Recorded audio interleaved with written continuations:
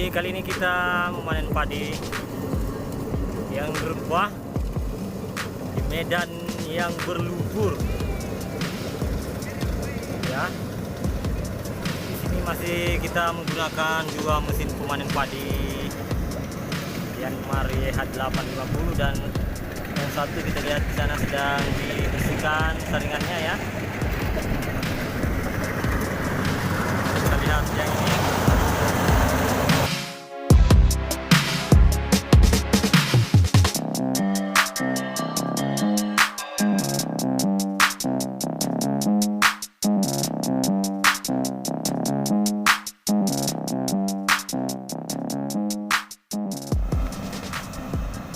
Ini medannya ada dua kotak. Kita lihat tadinya rubuh atau rebah ya,